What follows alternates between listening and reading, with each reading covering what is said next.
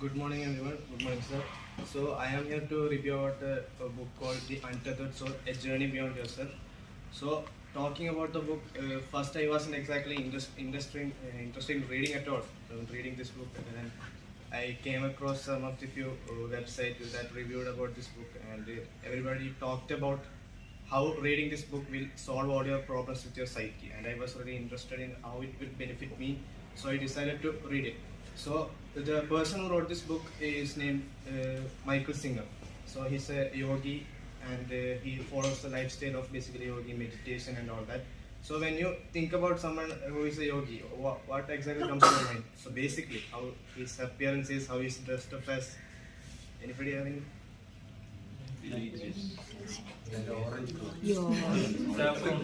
Exactly. Someone who's like sitting under a tree for like 10 years meditating, all that. So basically, Michael Singer is nothing like that. He's a super successful person. He has a PhD in economics. If you have you heard about WebMD and all that?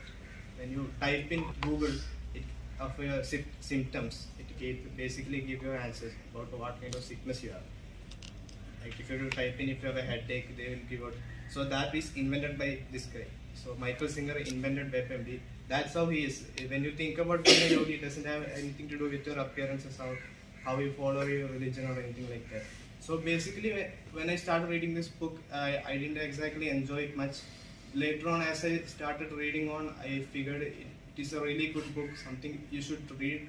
And so what I understand about this, because it doesn't have any history in it and anything, so I will try to convey what I understand about from this book. So basically it is summed up into three parts. The first part is, as I like to call it, your voice. The second part is emotions. The third part is pain. So the first part, your voice.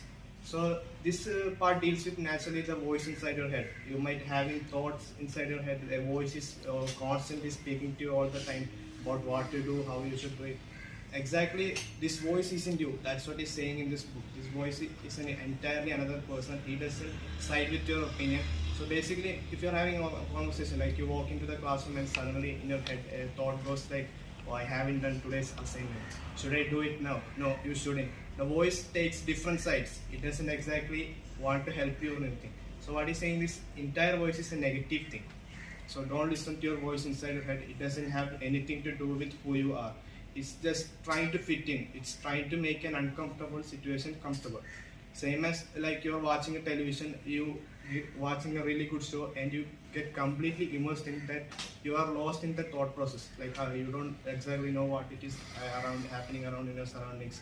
Same like when people use drugs.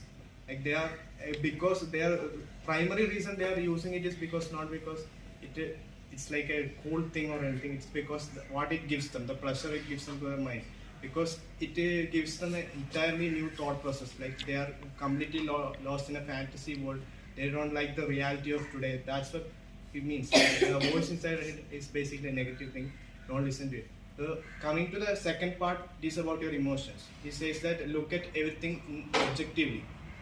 Like people like to call the like Freud called it the id, super ego, and ego, the human psychology part. The modern meditation or yogism calls it the body, mind, and spirit. He talks about the spiritual energy in this book. It doesn't have to do anything with your physical body or your mental energy. It's a completely different thing. Like for example, if you're someone invited to a party or something, you maybe have a good health, a good mental energy, mentally fit, but sometimes you don't want to go because suddenly you feel a bit down because you have no interest in going. Something have to do with the spiritual energy. It's a kind of energy that you don't find within your physical body or mental mind.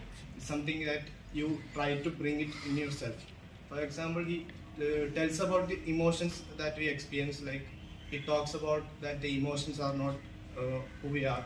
It's just an objective. It's a perspective. Like for example, the fear of doubt leads to untrustworthiness, and so it talks about how this emotion that we express is not about who we are, just the part of us. Like if you don't accept you for who you are, how do you expect the world to accept you? So coming to the third part, it is pain. So the pain part, he talks about begin with saying a story about a woman who goes outside and suddenly a thorn bush hits her in the shoulder, and instead of removing that thorn bush, she decided to live her whole life based on it. Like she don't wear clothes with full sleeve. So basically, he's saying that because of trying not to experience that pain, she changed her whole life. So like that, we all do that sometimes. Sometimes our friends make fun of us, or we had a bad experience in the past, but we tend to. It's a bad thing. It's happened to us. Something bad might happen to us.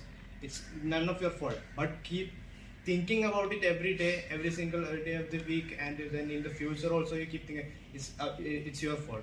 So basically saying that when deal with your pain, if the past has nothing to do with you. Don't go live in your past. It will never. Don't make your past haunt you. So that's what I understand about this book.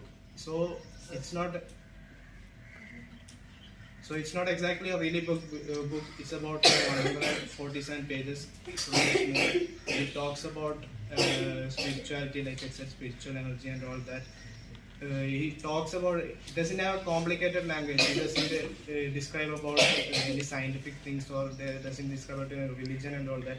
He uses basic examples to narrate to the readers what it is all about. So without I conclude my review.